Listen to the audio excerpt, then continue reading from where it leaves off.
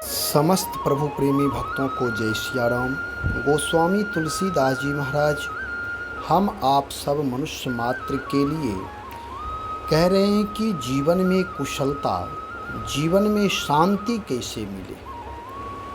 जीवन में शांति सब चाहते हैं, यदि शांति चाहिए उसके लिए क्या करें? उसके लिए तो एकमात्र उपाय है, जो परम शांति स्वरूप परमात्मा है, जो सदा आनंद स्वरूप हैं, जो करुणा सागर भगवान हैं, उनसे जुड़ जाए। यानी असत्य का, आसक्ति का परित्याग करके भगवान से जुड़ जाए तो हमारा आपका जीवन सुख और शांति से युक्त हो जाएगा। जीवन में कुशलता ही कुशलता होगी।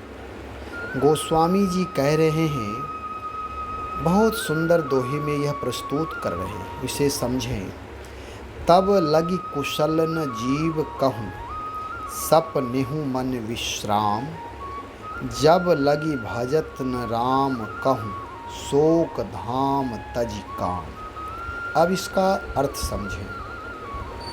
जब तक यह जीव यानी हम आप शोक के घर यानी काम, विषयों की कामना को त्याग कर श्री राम जी को नहीं भजता, तब तक उसके लिए ना तो कुशलता है और ना स्वप्न में भी कभी उसके मन को शांति मिल सकती है। यह इसका सामान्य अर्थ है।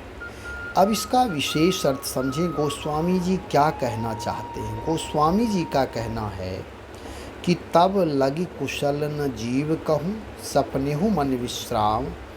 जब लगी भजत न राम। जब तक हम परमात्मा का भजन नहीं करेंगे।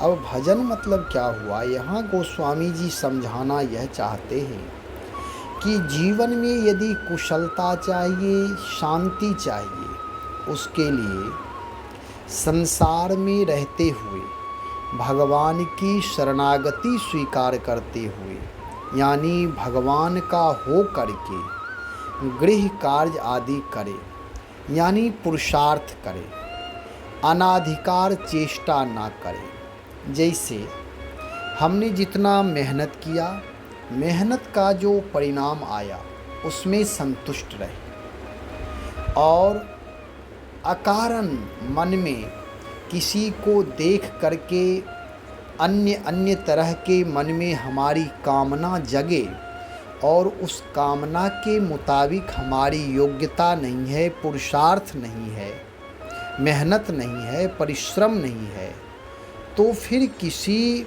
को देख करके मन ललचाना यह विषयों की कामना है। जैसे इसे इस तरह से समझें, कोई विद्यार्थी यदि पढ़ रहा है तो वह पढ़ने के विषय में पूर्ण मेहनत करके, परिश्रम करके भगवान की कृपा से जीवन में सफलता प्राप्त करे।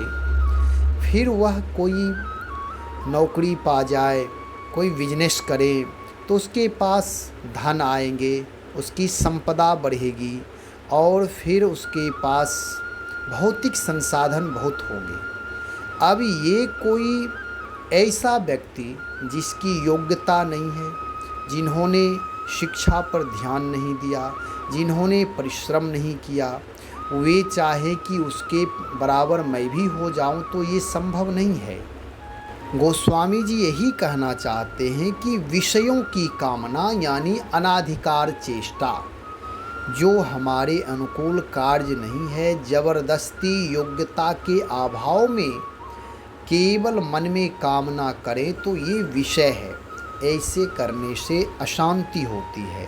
तो गोस्वामी जी का कहना है कि इस विषयों की कामना ही मानो शोक है, यही हमें परेशान करते हैं।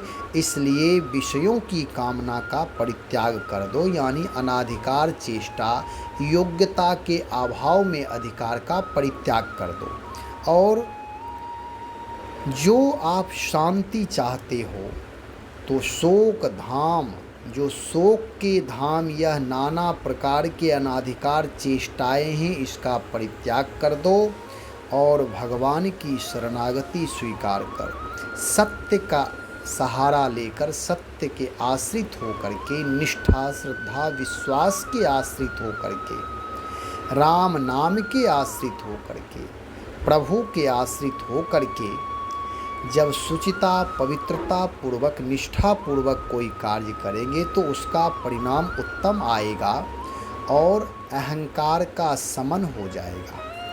तब आप भगवान का भजन करें जिससे आपके जीवन में दिव्यता आएगी और शांति मिलेगी। तो कहने का तात्पर्य यह है, जब लगी भजत न राम कहूँ शोक धाम तजी काम। संसारिक अनाधिकार चेष्टाओं का परित्याग करके भगवान राम का भजन करें, जीवन में कुशलता भी आएगी, शांति भी आएगी। श्री राम जय जय राम।